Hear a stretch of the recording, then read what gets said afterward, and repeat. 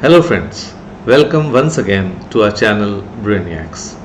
आप अक्सर सोचते होंगे कि ये बैंक्स में कभी रेट ऑफ इंटरेस्ट कम हो जाता है, कभी ज़्यादा हो जाता है, कभी किसी सेक्टर में कम ज़्यादा हो जाता है, कभी आरबीआई कोई रूल जो है बदल देता है।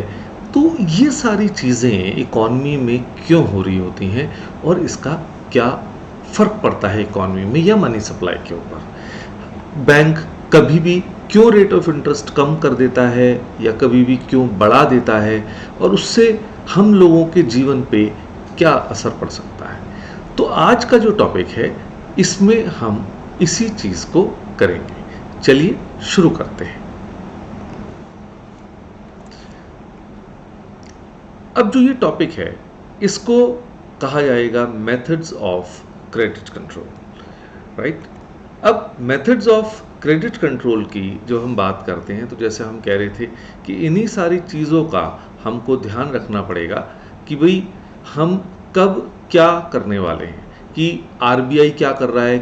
जैसे हमने कहा कि भाई कभी वो रेट बढ़ाता है, कभी घटाता है, कभी वो कहेगा हाउसिंग का सस्ता कर दिया, कभी एजुकेशन का सस्ता कर दिया, कभी व्हीकल लोन्स पे इम्पैक्ट आ गया।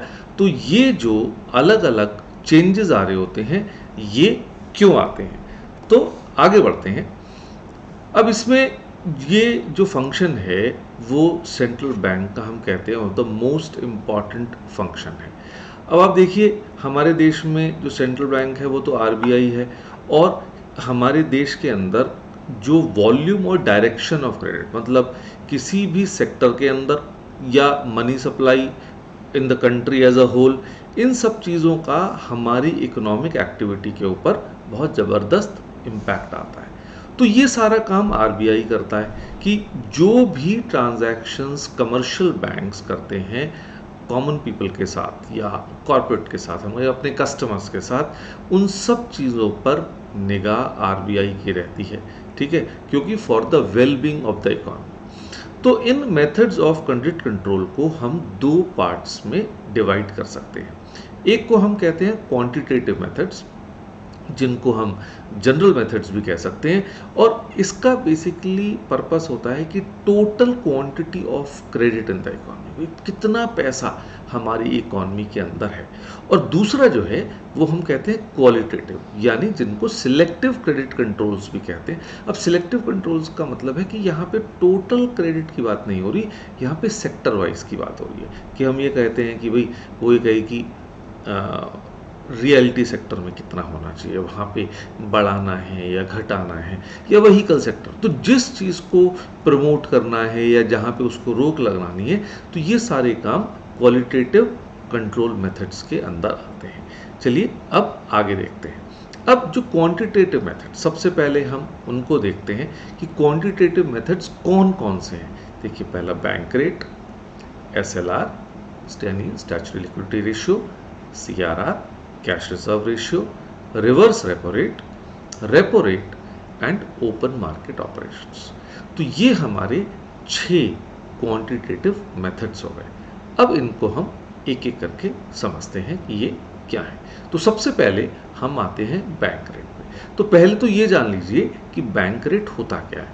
कहते it is that rate which is charged by the central bank for lending funds to the commercial bank. अब जैसा कि आप पुराने वीडियोस में देख भी चुके हैं कि जो एक कमर्शियल बैंक का रिलेशन एक कस्टमर के साथ होता है, वही रिलेशन एक सेंट्रल बैंक का कमर्शियल बैंक के साथ होता है। तो जैसे हम लोग एज कॉमन पीपल हम लोन्स लेते हैं कमर्शियल बैंक से, उसी तरह से कमर्शियल बैंक जो है अगर चाहे तो वो सेंट्रल बैंक से अपने फंड्स अरेंज कर सकता है, वहाँ से लोन ले सकता है।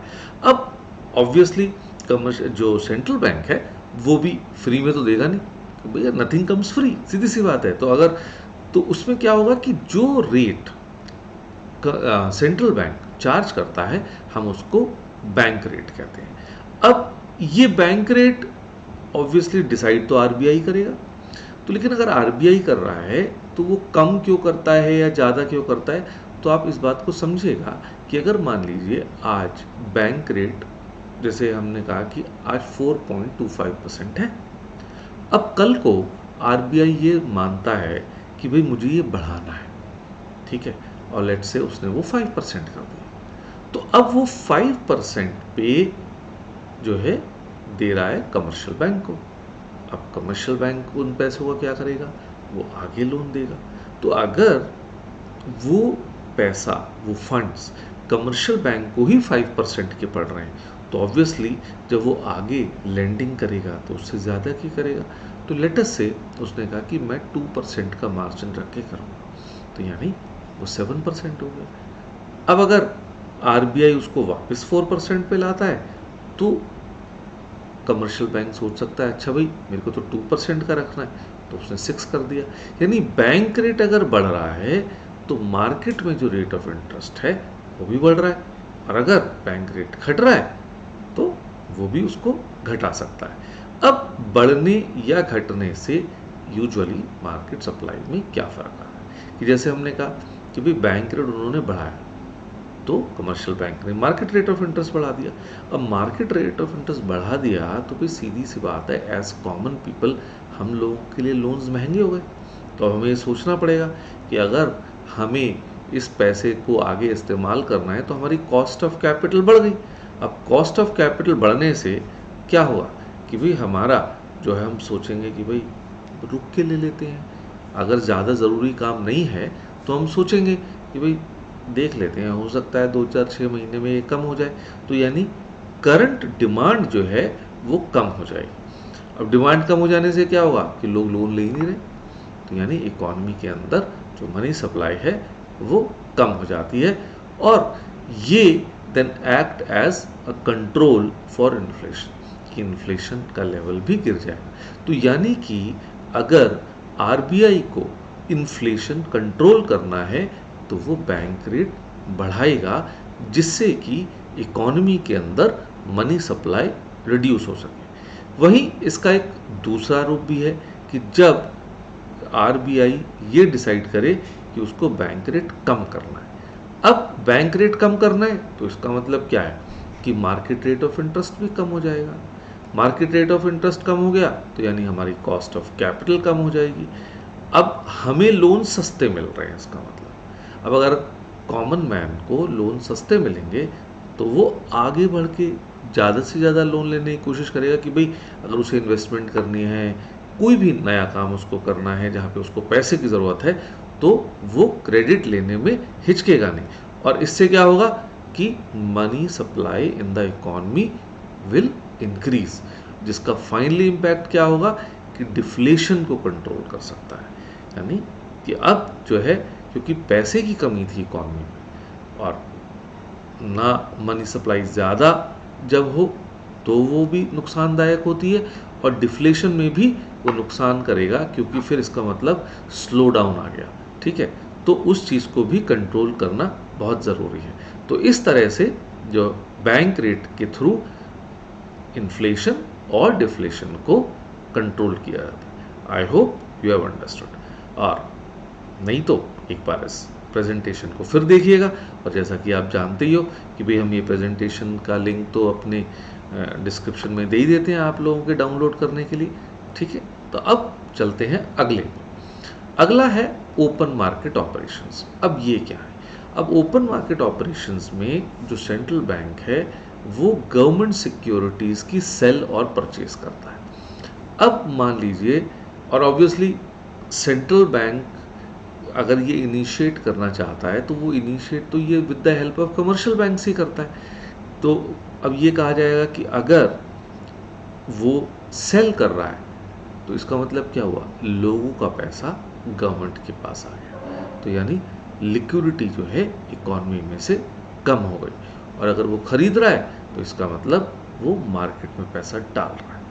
अब इसका हमारे इन्फ्लेशन या डिफ्लेशन पे कैसे इम्पैक्ट आता है कि जैसे कि आपने कहा कि सेंट्रल बैंक सिक्योरिटीज़ बेच रहा है, सिक्योरिटी बेचेगा तो it will soak the liquidity, यानी पैसा बैंक के पास आ गया तो अब इकॉनमी में कम हो गया, तो यानी कमर्शियल बैंक्स के पास जो कैश रिजर्व्स हैं वो अब कम हो जाएंगे, क्योंकि वो तो बैंक ने, अब सेंट्रल बैंक ने अपने पास रख लिए। अब अगर कैश रिजर्व्स कम है तो वो उसकी जो लोन लेंडिंग कैपेसिटी है, यानी क्रेडिट क्रिएशन की जो कैपेसिटी है, और ये चीज़ आपने हमारे जो क्रिएशन ऑफ मनी के वीडियो में देखा भी होगा, और नहीं देखा तो प्लीज़ उस वीडियो को जाके ज़रूर देखिए। तो हमारी जो बैंक की क्रेडिट क्रिएशन कैपेसिटी है वो गिर जाती है, और इससे फिर इकॉनमी में मनी सप्लाई कम हो जाएगी, और finally it will lead to control in inflation, right. तो इन्फ्लेशन कैन बी कंट्रोल्ड। अब इसका अदर वे अराउंड, कि जब सेंट्रल बैंक ये सोचता है कि उसको सिक्योरिटीज परचेज करनी चाहिए, अब वो परचेज करेगा तो इसका मतलब वो रिलीज कर रहा है लिक्विडिटी, मार्केट में पैसा बढ़ाया जा रहा है। तो यानी अब क्या होगा कि अब उसने रिलीज की लिक्विडिटी, तो कमर्शियल बैंक्स के पास पैसा बढ़ गया। कमर्शियल बैंक्स के पास पैसा बढ़ गया तो इसका मतलब क्या हुआ, अब उनकी क्रेडिट क्रिएशन पावर जो है वो इंक्रीज हो गई, और इससे इकॉनमी के अंदर मनी सप्लाई बढ़ जाएगा, and we will be able to control deflation, right. So this is all about open market operations. अब हम अपने तीसरे मेथड की तरफ चलते हैं। अब ये बहुत इंपॉर्टेंट है रेपो रेट, और ये बात ध्यान रख लीजिए कि जितने भी रेट्स होते हैं, ये बात तो सही है कि उनको डिसाइड तो आरबीआई ही करेगा। अब रेपो रेट क्या है, हम कहते हैं it is that rate which obviously central bank decide कर रहा है at which the RBI lends money to the commercial banks in the event of any shortfall of funds. कि भाई डे टू डे जब काम कमर्शियल बैंक्स कर रहा होता है तो कभी कभी ऐसा हो जाता है कि उसके पास फंड्स की कमी हो जाए, ठीक है। तो ऐसे में वो उसकी इमीडिएट हेल्प कर सकता है, क्योंकि देखिए पूरा जो बैंकिंग सिस्टम है कंट्री का, उसको कंट्रोल करने का काम आरबीआई करता है। तो आरबीआई ही हर बैंक की मदद करता है कि अगर वो बैंक कभी भी कमर्शियल बैंक किसी समस्या में होगा, उसके पास किसी भी तरह की शॉर्टेज हो गई, तो वो तुरंत उस बैंक की मदद करेगा, बजाय इसके कि उसके कस्टमर्स को कोई परेशानी हो। तो ये जो शॉर्ट टर्म लोन रिक्वायरमेंट है, इसको हम रेपो रेट के थ्रू वो कंट्रोल करता है। और आजकल जो बैंक रेट है इसका रेपो रेट वो 4% है। अब इससे वो इन्फ्लेशन और डिफ्लेशन को कैसे कंट्रोल कर रहा है, अब एक बार उसको देख लेते हैं कि भाई जब उसने इंक्रीज किया तो ऑब्वियसली कॉस्ट ऑफ कैपिटल बढ़ गया, बिल्कुल उसी तरह से जैसे हमने बैंक रेट का कॉन्सेप्ट लिया था, एग्जैक्टली ये वैसे ही चलेगा।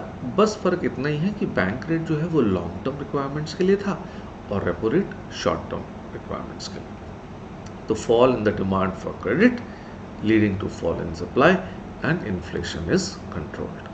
Similarly, fall in repo rate leading to fall in the cost of capital, and it will help in rising the demand for credit, और जिससे हमारी मनी सप्लाई बढ़ जाएगी and we will be able to control deflation, right? Now coming to the next point, reverse repo rate। अब ये क्या है, अब इसमें ये रिवर्स हो गया, यानी उसका उल्टा। यहाँ पे वो लेंड नहीं कर रहा आरबीआई, बल्कि वो कमर्शियल बैंक से बोरो कर रहा है, और इस समय जो रिवर्स रेपो रेट का रेट है वो 3.35% है। अब इससे कैसे कि अब अगर सरकार ने ये बढ़ा दिया तो इसका मतलब क्या होगा कि कमर्शियल बैंक बजाय इसके कि वो लोगों को पैसा दे, उसको लगेगा कि भाई मैं आरबीआई के पास रख देता हूँ, सेफ सिक्योर है, ठीक है ना। तो इससे क्या होगा, मोर funds with the commercial banks. तो अब लेस फंड्स फॉर सीआरआर, कि अब कैश रिजर्व रेशियो, अब वो जो पैसा लोगों को देना है अब वो ये काम नहीं करेगा। तो इससे क्या होगा, मनी सप्लाई गिर जाएगी और इन्फ्लेशन जो है कंट्रोल में आ जाएगा। वहीं जब फॉल आ जाएगा तो इसका उल्टा होगा कि भाई अब वो क्या करेगा कि भाई आरबीआई के पास तो पैसा रखने का कोई फ़ायदा है नहीं, तो इससे अच्छा है कि मैं लोगों को दूँ। तो मोर funds will be used for lending money for credit creation, तो उससे मनी सप्लाई बढ़ेगी और जिससे कि डिफ्लेशन जो है कंट्रोल में रहेगा, ठीक है। और आप इस पिक से भी देख सकते हैं कि perfect example for repo rate और रिवर्स रेपो रेट, कि रेपो रेट ने आरबीआई ने बैंक्स को दिया और बैंक्स ने पब्लिक को दिया। रिवर्स रेपो रेट में क्या हो रहा है कि वो बेसिकली ले रहा है बैंक से, तो बैंक्स के पास पब्लिक को देने के लिए कम पैसा बचा। सिंपल। आगे बढ़ते हैं। अब है कैश रिजर्व रेशियो। इसके बारे में हमने मनी कंट्रोल जब क्रिएशन ऑफ मनी के वीडियो में भी देखा था, लेकिन यहाँ एक क्विक रिवीजन फिर से कर लेते हैं कि cash reserve ratio refers to the proportion of total deposits of the commercial banks which must be kept as reserves with the central bank in the form of cash। तो यानी कि वो पैसा जो कमर्शियल बैंक्स सेंट्रल बैंक के पास रखते हैं उस पैसे वो कितना होना चाहिए, तो that ratio is also decided by RBI जो कि करेंटली 4% है। अब इस मेथड का कैसे यूज होता है कि भाई अगर राइज कर दिया, इंक्रीज कर दिया आरबीआई ने, तो इसका मतलब कमर्शियल बैंक्स को ज्यादा पैसा रखना पड़ेगा आरबीआई के पास। जब ज्यादा पैसा वो रखेगा आरबीआई के पास तो उसके पास क्रेडिट क्रिएशन के लिए बचा ही नहीं, तो यानी मनी सप्लाई इकोनॉमी में गिर जाएगी और finally inflation can be controlled. Reverse में यही है कि अगर सरकार ने कम कर दिया, इनफैक्ट सरकार ने नहीं, आरबीआई ने अगर सीआर रेशियो कम कर दी तो इसका मतलब क्या है कि कमर्शियल बैंक्स के पास ज़्यादा पैसा है एज लोन देने के लिए, यानी क्रेडिट क्रिएशन के लिए, तो उससे हमारी मनी सप्लाई बढ़ जाएगी और डिफ्लेशन को हम कंट्रोल कर सकते हैं। So this was all about cash reserve ratio.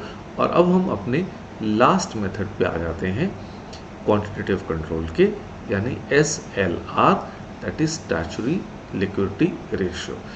अब जैसे CRR में वो कमर्शियल बैंक्स जो जितना रिजर्व उन्हें सेंट्रल बैंक के पास रखना है ये डिसाइड होता था, SLR में ये डिसाइड होता है कि वो अपने पास कितना रखेंगे, और वो it can be in the form of liquid cash, gold या किसी सिक्योरिटीज़ के रूप में। लेकिन चाहे पैसा सेंट्रल बैंक के पास रखा जाए, चाहे पैसा कमर्शियल बैंक के पास रखा जाए, उसकी जो रेशियो है वो आरबीआई ही डिसाइड करेगा, जो कि करंटली 4.25% चल रही।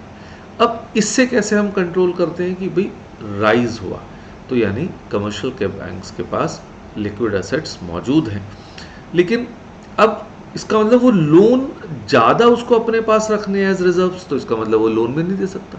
अब लोन में नहीं देगा तो इसका मतलब मनी सप्लाई गिर जाएगी, मनी सप्लाई गिर जाएगी तो इन्फ्लेशन कंट्रोल हो जाएगा।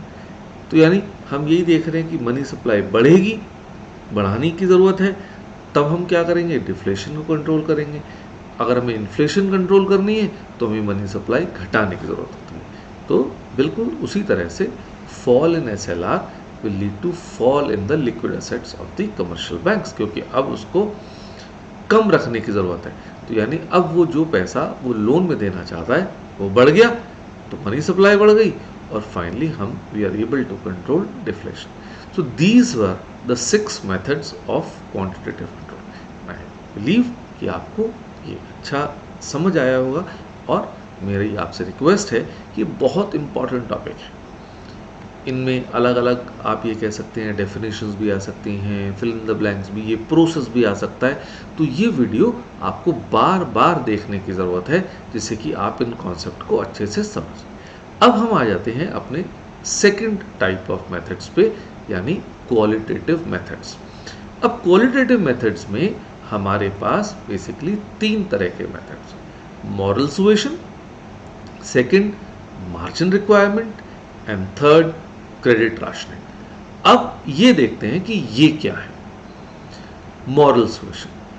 अब एक वक्त ऐसा था जब हम ये कहते हैं कि आरबीआई कहते हैं ना डंडे से काम करता था, यानी एज अ रेगुलेटर, लेकिन अल्टीमेटली क्या है कि कर तो सब बिजनेस ही रहे, तो डंडे से बात नहीं बनेगी।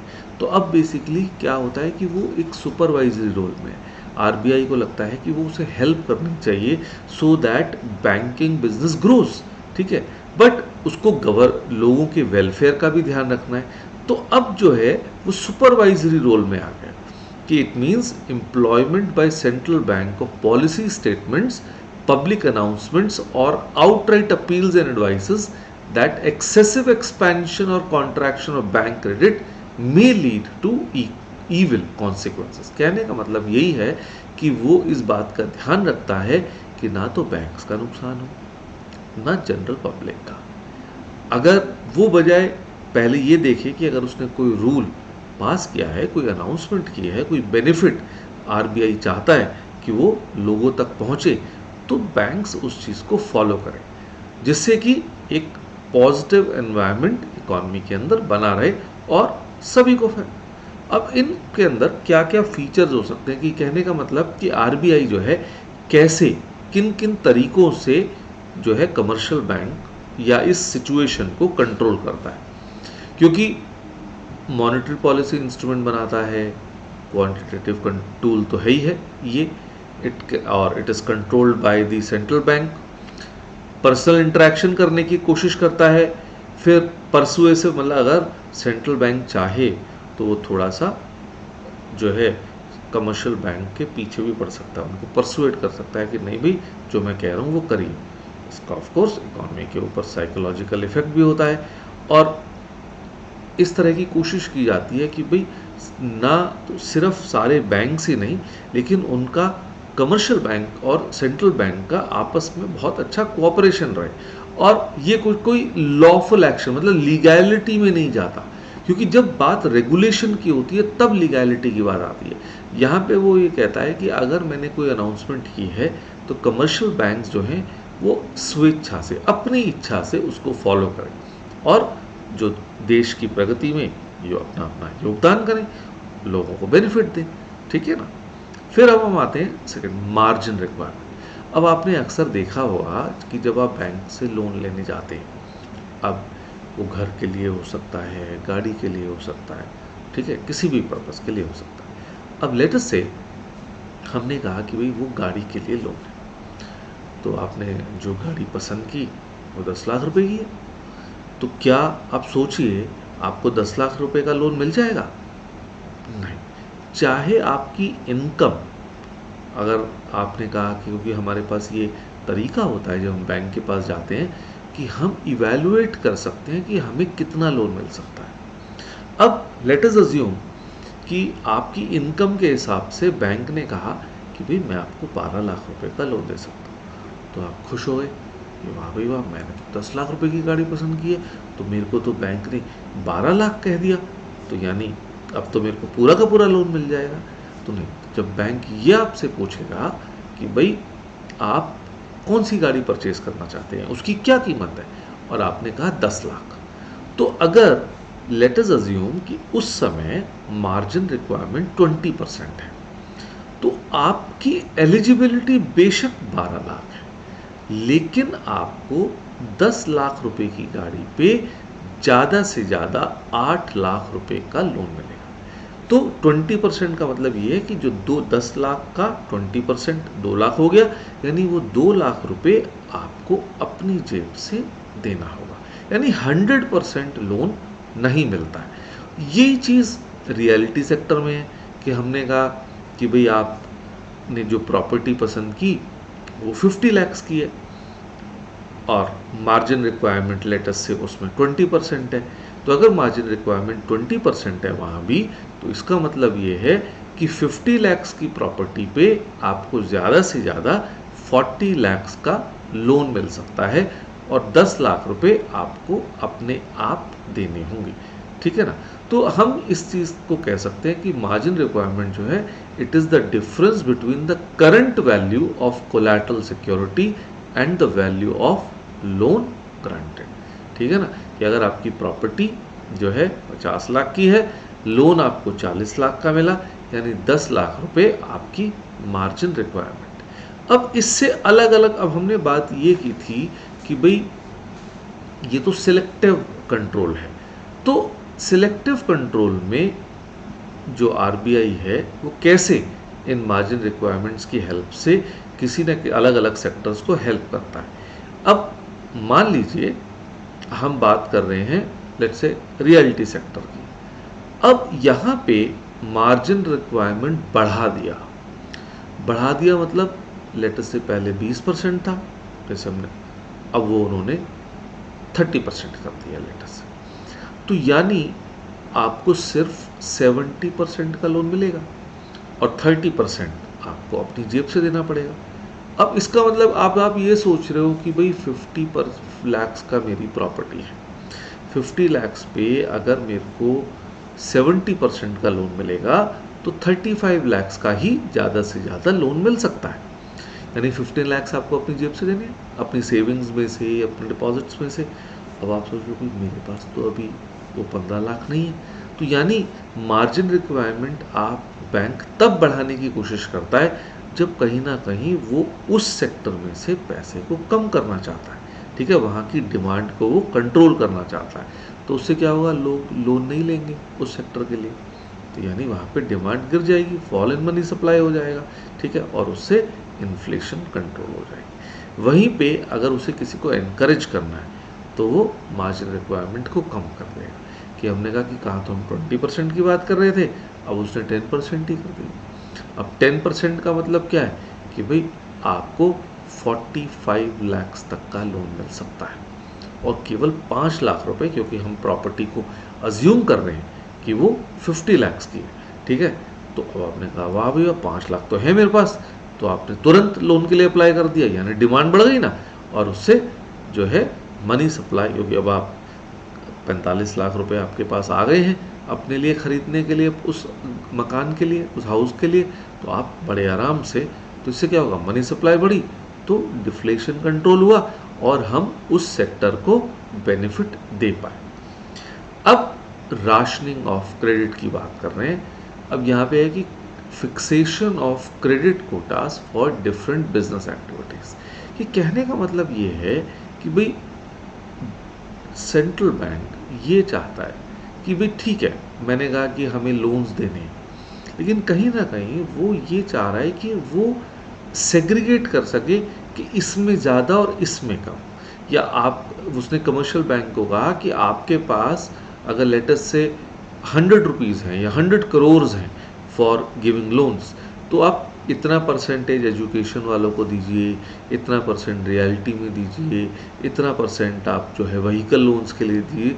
तो यानी उसने एक लिमिट लगा दी कि आप बेशक ज़्यादा से ज़्यादा लोन दे सकते हैं, लेकिन किन सेक्टर्स को फेवर करना है और किन को कम करना है। तो that is rationing of credit. तो उससे क्या होगा कि हमारी अगर क्रेडिट राशनिंग आ जाएगी तो इसका मतलब सप्लाई गिर जाएगी और हम इन्फ्लेशन को कंट्रोल कर पाएंगे। और अगर जो है वो इसको विड्रॉ करता है तो सीधी सी बात है, अब आप खुले हाथों से बैंक लोन दे सकता है, तो आप सप्लाई बढ़ा लेंगे and you will be able to control deflation of credit, ठीक है ना, और money supply in the economy और डिफ्लेशन इन द इकोनॉमी। तो ये जो तीन थे आप क्वालिटेटिव, आई होप आपको समझ आए होंगे, और मुझे बहुत खुशी है कि आपने उसको बहुत अच्छे से सुना। और अगर आपको ये अच्छा लगा तो आप प्लीज़ लाइक करिए, शेयर करिए, सब्सक्राइब करिए। आप हमारे यूट्यूब चैनल को फॉलो करिए, हमारा इंस्टाग्राम पर भी चैनल है, लिंक दिया हुआ है। और आपको जैसे बताया कि आप जो है डिस्क्रिप्शन में से भी जो है अपने इस पीपीटी को इस डाउनलोड कर सकते हैं, और आपको अच्छा लगे तो अपने फ्रेंड्स को भी बताइए, जिससे उनको भी इस चीज़ का बेनिफिट हो। Thank you.